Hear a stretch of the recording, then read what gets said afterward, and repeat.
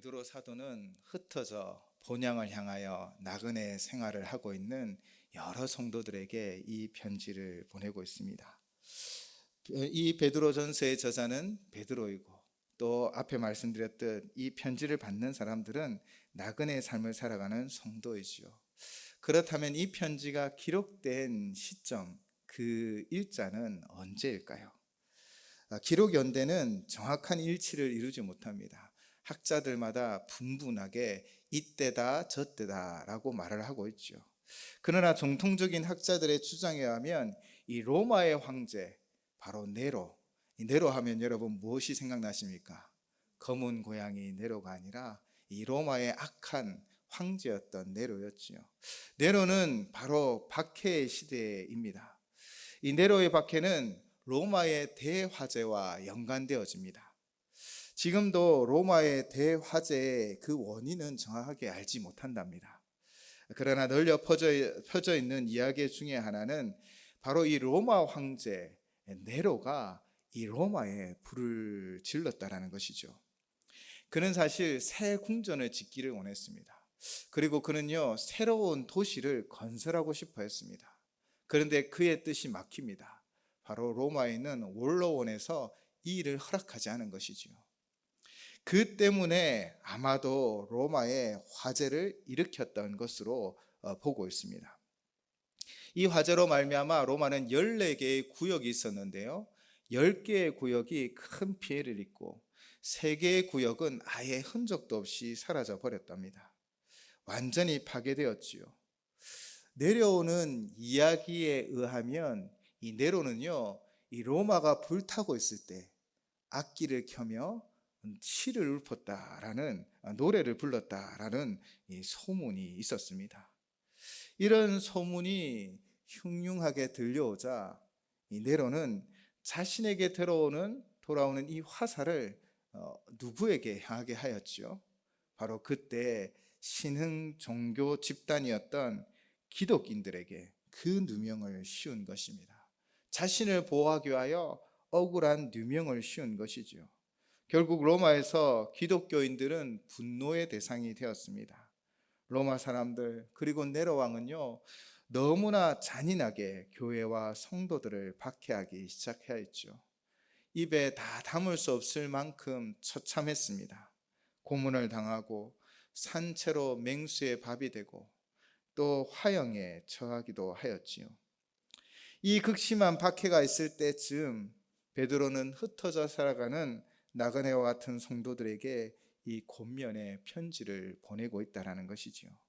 그래서 베드로 전서는 고난에 대해서 많은 것을 이야기하고 있습니다. 박해의 소문은 로마를 넘어 로마가 지배하는 땅 끝으로 그 소문이 퍼져갔을 것입니다. 이 소문을 들은 그리스도인들이 어떤 마음이 들었을까요? 어쩌면 로마의 지배 영역에 있는 모든 자들은 아마 큰 두려움에 사로잡혔을 것입니다. 이러한 상황에서 베드로 사도는 성도들을 향하여 편지를 쓰고 있지요. 베드로 사도는 아마 예수님의 말씀을 기억하셨을 것 같습니다. 요한복음 15장 20절 말씀입니다. 내가 너희에게 종이 주인보다 더 크지 못하단 한 말을 기억하라. 사람들이 나를 박해하였은즉 너희도 박해할 것이요 내 말을 지켰은즉 너희 말도 지킬 것이라. 아멘. 나를 박해하였은즉 너희도 박해할 것이요. 예수님이 고난을 당하셨고 너희도 나를 따라오면 이 고난을 당할 것이다 라고 미리 말씀해 주신 것이죠. 그래서 베드로 사도는 4장을 시작하며 1절로 이렇게 말하였습니다. 그리스도께서 이미 육체의 고난을 받으셨으니 너희도 같은 마음으로 갑옷을 삼으라. 이는 육체의 고난을 받는 자는 죄를 그쳤음이니. 아멘. 예수님이 이미 육체의 고난을 당하셨습니다. 그분의 십자가의 사건, 그분이 십자가에 달리기 전까지 수많은 고초와 고난을 당하셨지요. 우리도 예수님의 길을 따라가려고 또 하나님의 구원의 복음의 역사를 이루기 위해서는 이 예수님의 옷을 입어야 하는 것이지요. 그분의 고난에 동참하며 주님이 끝까지 그 십자가를 지고 구원의 왕성을 이루어 가셨듯 우리 안에 고난이 있고 어려움이 있지만 주님의 뜻을 이루기 위하여 묵묵하게 전진하며 나아가야 합니다.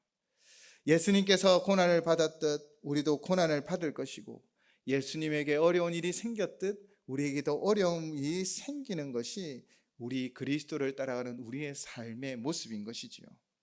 그래서 베드로 사도는 오늘 본문 12절로 분명하게 가르치고 있습니다. 사랑하는 자들아, 너희를 연단하려고 오는 불시험을 이상한 일 당하는 것 같이 이상히 여기지 말고, 아멘. 이상한 일을 당하는 것처럼 이상히 여기지 말라.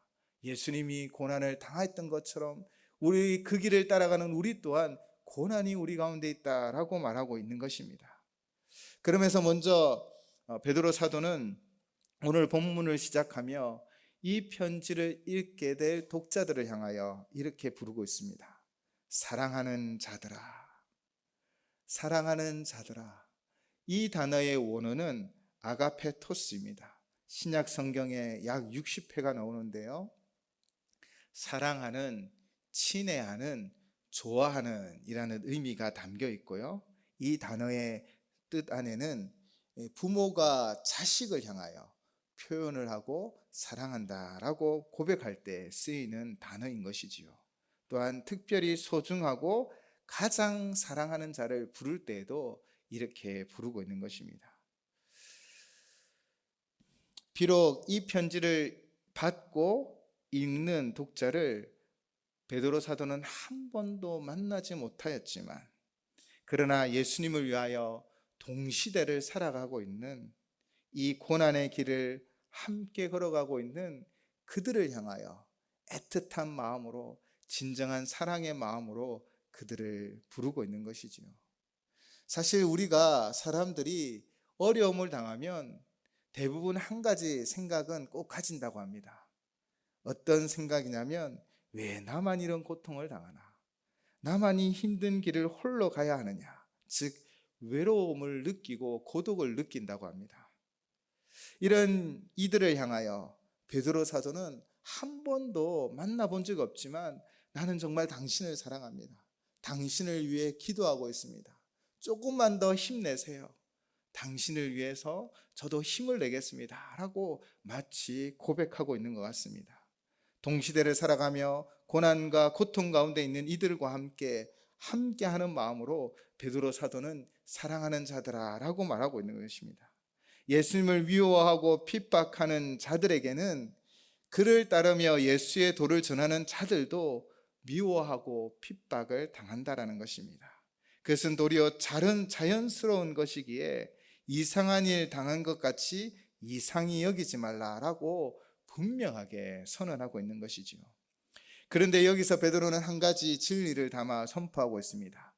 너희를 연단하려고 오는 불시험이라고 말하고 있죠. 연단과 불시험은 연관이 있습니다. 우리가 알고 있듯 지금은 어떤 화학약품을 이용하지만, 옛날에 순금, 정금을 얻기 위하여 어떻게 하였지요? 금들, 불순물이 있는 광석을 이 용광로 뜨거운 불길에 녹여버리는 것입니다.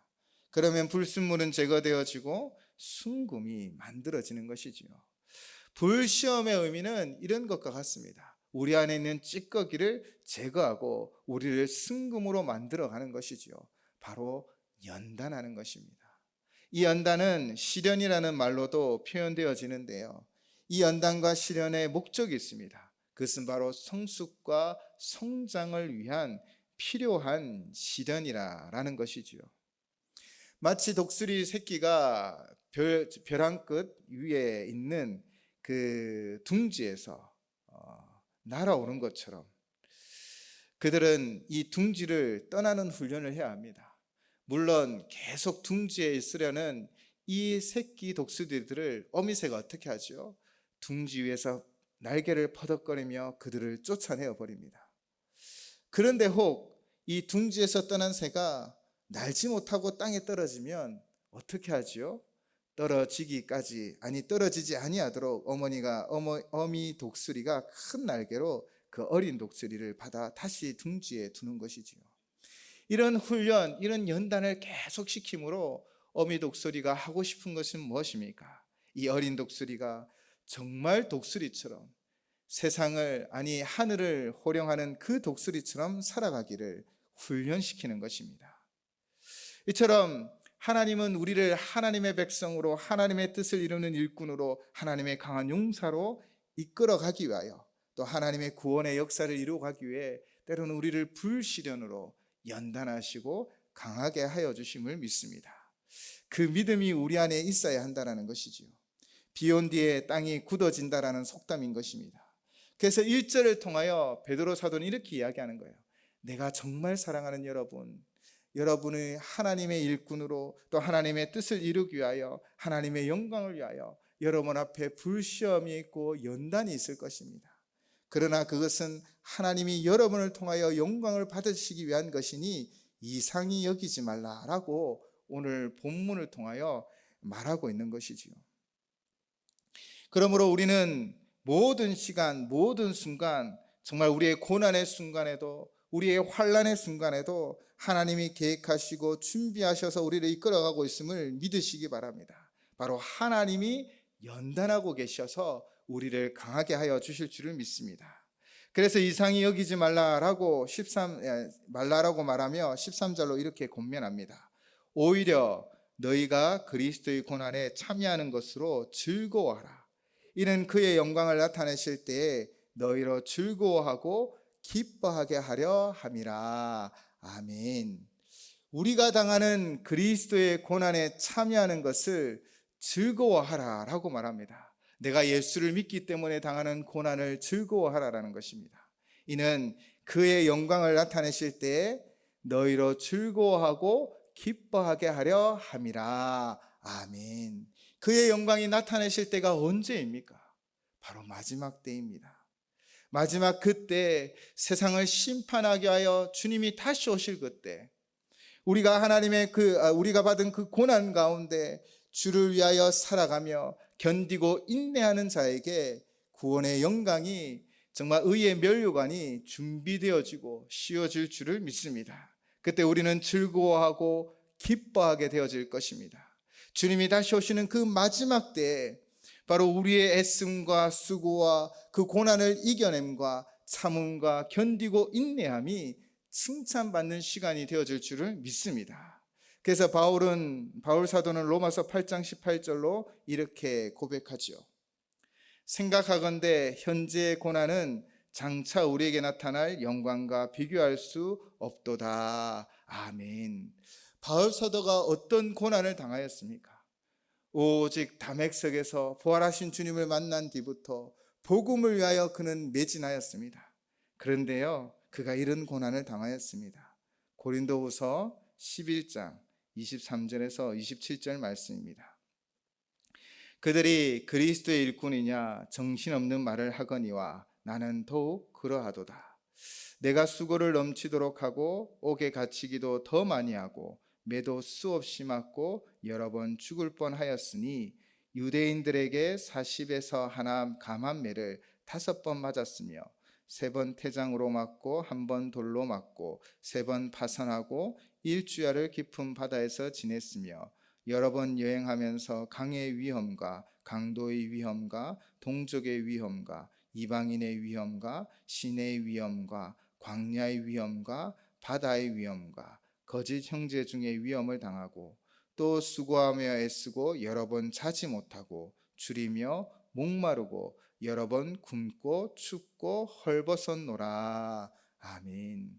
우리는 어쩌면 한평생 한 번도 겪지 않을 것 같은 이런 사건들을 바울 사도는 일평생 이 모든 것을 다 당했던 것입니다. 그 고난을 그가 받았던 것입니다. 그런데 그의 고백이 무엇이라고요? 로마서 8장 18절 제가 다시 한번 봉독하겠습니다. 생각하건대 현재의 고난은 장차 우리에게 나타날 영광과 비교할 수 없도다. 아멘.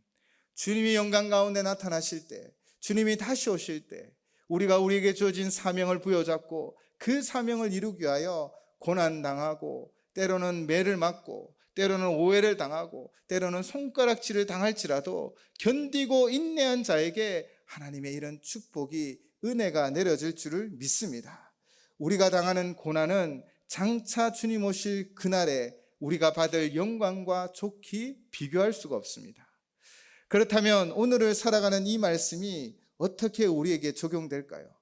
지금 베드로 사도의 상황, 동시대는 네로의 박해가 사실은 시작되었는지 아니면 그 중인지 아니면 이유인지 정확치는 않지만 네로의 박해가 있던 시절이라서 예수님을 믿는다는 것 때문에 목숨을 잃기도 하고 또 예수님을 믿는 것 때문에 수많은 어려움을 당하는 시절이었다는 것입니다.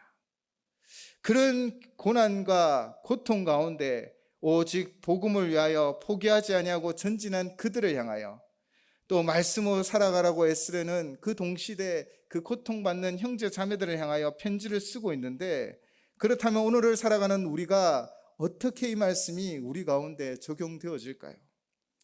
우리가 지금 이슬람권을 살아가는 것도 아니고 또 타 종교의 지배하에 있는 국가에 있지 않습니다. 북한 땅과 같은 악한 세력이 다스리는 독재 국가도 아니고 공산권에 살지도 않습니다. 사실 우리는 종교의 자유를 너무나도 잘 누리고 보장된 안전한 대한민국에 살고 있죠. 우리에게 있어서 대사회적인 고난은 그렇게 없습니다. 예수님을 믿는 믿음으로 살아갔더니 그러나 예수님 믿는 믿음으로 손해보는 일이 있을 것이고 좀 포기하는 일도 있을 것입니다. 때로는요, 교회 안이 밖보다 더 우리의 마음을 힘들게 할 때도 있습니다. 그러나 우리의 삶 가운데 일어나는 크고 작은 모든 일에 우리가 주를 위하여 참으며 묵묵히 자신의 사명을 감당하면 주께서 다 알아주실 줄을 믿습니다. 여러분의 고난을 저는 알지 못합니다. 여러분이 당한 고난을 곁에 계신 형제자매들이 다 모릅니다. 그러나 하나님은 다 알고 계십니다. 그 순간 그 어려움 가운데 여러분이 어떻게 하나님을 믿고 나아가는지 하나님은 아시고 그의 영광이 나타나실 때 여러분으로 즐거워하고 기뻐하게 하여 주실 줄을 믿습니다. 우리가 살아가는 이 길, 고난이 있지만 믿음으로 이겨내시기를 바랍니다. 또한 오늘을 살아가는 우리의 고난을 이해하기 위해서는요, 우리가 욥기를 조금 생각해 보셔야 합니다. 하나님께서 왜 욥기를 구약에 넣어 두셨을까요? 큰 하나님의 구원의 역사 속에서 저는 큰 영향은 없을 것 같이 보이기도 합니다. 그런데 왜 욥기를 넣어 두셨을까요? 그것은 우리 개인의 삶에 정말 중요한 교훈을 주시기 위한 것입니다. 우리가 하나님을 잘 믿으려고 하면 그 은혜가 넘치는 곳에 뭐가 넘친다고요? 시험이 넘치는 것처럼 방해하는 세력이 있다는 것입니다.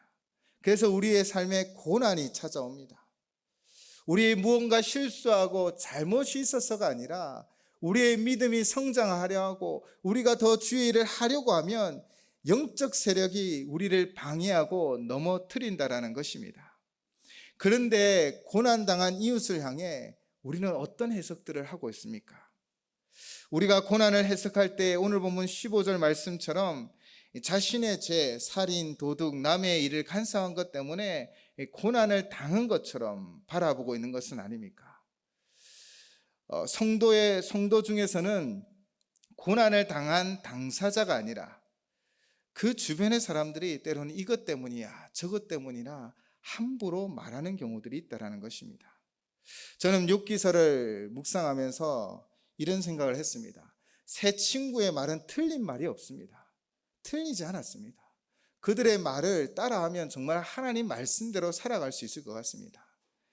틀리지는 않았지만 그러나 욥의 상황에는 맞는 말이 아니었던 것이지요. 특별히 욥을 계속해서 그들은 죄인 취급하며 죄인이라 정죄하고 있는 모습을 보면서 그들의 종교적 우월성 그리고 남을 비판하고 정죄하는 그들의 잘못이 더욱더 보여지는 것이지요. 우리도 이런 새 친구의 실수를 할 수도 있습니다. 그러나 우리는 고통당하고 어려움 있는 이들이 있다면 그들의 손을 그냥 꼭 잡아주고 이 고난을 이겨내도록 함께 기도하시는 것, 그것이 바로 우리가 해야 할 일입니다. 왜냐하면 하나님이 다 아시기 때문입니다. 욥기를 통하여 하나님께서는 우리의 삶에 있는 고난 중에는 우리의 믿음을 꺾어버리려는 이 사단의 계략이 있음을 우리에게 분명히 가르쳐주고 있는 것입니다. 그러므로 우리가 고난을 당했을 때 우리의 믿음을 꺾으려는 그 사단의 세력에 맞서 오직 믿음으로 견디고 인내한 욥과 같이 승리하시기를 주님의 이름으로 부탁을 드립니다. 우리가 승리할 수 있는 이유가 무엇입니까? 예수를 믿는 것 때문에 고통당하고 고난당하고 때로는 비방을 당하고 교회에서 주를 위하여 열심히 일하려고 할 때 때로는 어려움을 당할 때 또 우리의 삶 가운데 믿음이 성장하려고 할 때 그러나 사단의 세력이 우리 가운데 큰 시험으로 우리를 무너뜨리려고 할 때 우리가 승리할 수 있는 이유가 무엇일까요? 오늘 베드로 사도는 14절로 이렇게 선포하고 있습니다. 우리 14절 말씀은 한 목소리로 함께 봉독하도록 하겠습니다. 너희가 그리스도의 이름으로 치욕을 당하면 복이 있는 자로다. 영광의 영 곧 하나님의 영이 너희 위에 계심이라. 아멘. 우리가 이런 고난과 어려움과 환난 가운데 견디고 인내하여 승리할 수 있는 이유는 단 하나입니다. 내가 힘이 있어서, 내가 지혜가 있어서, 내가 건강해서, 내가 무언가를 많이 가져서가 아닙니다. 바로 영광의 영, 하나님의 영이 우리와 함께하고 있기 때문입니다. 성령 하나님이 우리와 함께 하셔서 우리의 삶을 인도해 주시는 거예요. 때로는 형제 자매들의 위로가 전혀 위로가 되지 않은 상황이 있습니다. 아무도 우리를 위로해 줄 수 없을 상황이 있습니다. 때로는 목회자가 위로해 줄 수 없을 만한 큰 어려움을 당한 성도를 만나기도 합니다. 아무도 위로해 주지 않지만 사실 욥의 친구들도 친구들 같이 정말 바른 말을 하고 옳은 말을 할지라도 어떠한 위로가 되어지지 아니하지만 그러나 우리는 누구나 다 한 번씩은 다 경험해 보셨을 거예요. 어떠한 사람의 말도 위로가 되어지지 않았지만 어느 순간 말씀이 떠오르고 어느 순간 하나님이 함께 계시지, 그래 할 수 있어, 그 마음이 우리 가운데 샘솟는 것입니다. 성령 하나님이 우리를 위로하시고 성령 하나님이 우리를 인도하시며 성령 하나님이 길을 보여주시며 성령 하나님이 우리와 함께하여 주심을 믿습니다. 베드로 사도는 이것으로 그들을 위로하고 있는 거예요. 여러분이 큰 고난을 당하고 있지만 그러나 복된 사람입니다. 성령 하나님이 함께하셔서 여러분의 길을 인도하여 주실 것을 믿습니다 라고 고백하고 있는 것입니다. 오늘도 성령 하나님이 우리의 마음 가운데 함께 하셔서 고통하시며 위로하시며 새 힘을 주실 줄을 믿습니다. 우리는 영광의 영, 하나님의 영으로 결국 이기고 승리함을 믿습니다. 그래서 베드로 사도는 분명하게 가르칩니다. 명령합니다. 16절 말씀도 우리 한 목소리로 함께 봉독하도록 하겠습니다. 만일 그리스도인으로 고난을 받으면 부끄러워하지 말고 도리어 그 이름으로 하나님께 영광을 돌리라. 아멘. 어떤 고난이든 이 고난을 통하여 하나님은 우리를 연단하여 주십니다. 하나님은 이 고난을 통하여 우리를 인도하여 주십니다. 그러므로 우리가 해야 할 일이 뭐라고요? 하나님께 영광을 돌려드리는 것입니다. 하나님께서 이 고난을 통하여 우리를 정금같이 승금같이 나오게 하여 주실 줄을 믿습니다. 욥기는 23장 10절로 이렇게 고백합니다. 욥은 욥기 23장 10절로 이렇게 고백합니다. 그러나 내가 가는 길을 그가 아시나니 그가 나를 단련하신 후에는 내가 승금같이 되어 나오리라. 아멘. 우리의 불시험이 우리를 연단하여 승금같게 나오게 하여 주실 줄을 믿습니다. 사단이 우리를 아무리 무너뜨리려 하고 사단이 아무리 우리를 넘어뜨리려 할지라도 성령 하나님이 우리를 인도하여 주십니다. 시험은 누구에게나 찾아옵니다. 예수님에게도 찾아왔잖아요. 40일 금식한 뒤에 사단이 예수님을 시험했습니다. 시험은 누구에게나 찾아오고 고난은 누구에게도 찾아옵니다. 그러나 성령님이 우리 가운데 함께 하셔서 우리를 단련하신 후에 승금같이 나오게 하여 주실 줄을 믿습니다. 사랑하는 성도 여러분, 지금 고난의 현장에 있습니까? 주님이 함께 계심을 믿으시기 바랍니다. 성령님이 여러분의 길을 인도하여 주실 줄을 믿습니다. 그리고 마지막 그날에 그의 영광을 나타내실 때에 우리로 즐거워하고 기뻐하게 하여 주실 줄을 믿습니다. 그리고 베드로 사도는 분명하게 경고하죠. 17절 18절을 통하여 마지막 그 심판의 때에 먼저 우리가 구원의 기쁨과 즐거움을 누리게 될 것입니다. 그러나 복음에 순종하지 아니하고 경건하지 않아야 자 죄인은 그 즐거움을 누리지 못한다라는 것입니다. 오직 우리는 믿음으로 주 앞에 순종하며 오직 성령님의 인도하심을 받아 견디고 인내하여 그 마지막 때에 기쁨과 즐거움을 누리는 저와 우리 모든 성도님 되시기를 주님의 이름으로 축원을 드립니다. 그러면서 베드로 사도는 마지막 권면으로 오늘 4장 19절로 마무리합니다. 그러므로 하나님의 뜻대로 고난을 받는 자들은 또한 선을 행하는 가운데 그 영혼을 미쁘신 창조주께 의탁할지어다. 아멘. 여러분의 영혼을 살리시는 신실하신 창조주 하나님께 다 맡기시길 바랍니다. 의탁은 모든 것을 다 맡기는 것입니다. 여러분 오래전에 아마 청룡 열차, 아마 놀이기구는 한 번쯤 다 타보셨을 것입니다. 이 길이 꼬불꼬불하잖아요. 요즘 나오는 롤러코스터는 저도 좀 겁이 나는 것 같아요. 이게 보면은 가끔은 발판이 없는 롤러코스터도 있더라고요. 그렇게 꼬불꼬불한 그 레일을 달릴 때 무섭다고 막 안전바를 들어 올리고 막 무섭다고 온몸을 막 몸소리를 치면서 그 몸을 움직이면 어떻게 될까요? 더 위험합니다. 그러나 아무리 꼬불꼬불한 롤러코스터 길일지라도 안전바를 꽉 붙잡고 그곳에 꽉 앉아있고 붙어있기만 하면 어느새 그 꼬린 지점에 도착하게 되어질 줄을 믿습니다. 의탁이란 이런 것입니다. 오직 하나님만 붙잡는 삶, 오직 주님과 동행하는 삶, 오직 성령님의 인도하심을 받는 삶, 그것이 바로 의탁인 삶인 것이지요. 여러분의 문제를 여러분의 힘으로 결코 해결할 수 없습니다. 여러분 좀 뭔가 해결했다면 다음 더 큰 일들이 우리에게 닥치지 않던가요? 우리는 매 순간 어렵고 힘든 일이 우리 가운데 있겠지만 그러나 오늘 베드로 사도의 마지막 권면처럼 그러므로 하나님의 뜻대로 고난을 받는 자들은 또한 선을 행하는 가운데 그 영혼을 미쁘신 창조주께 의탁할지어다. 아멘. 신실하신 하나님께 우리의 삶을 의탁하는 매일매일 삶이 되시길 바랍니다. 나의 길 오직 그가 아시나니 나를 단련하신 후에 내가 정금같이 나오리라.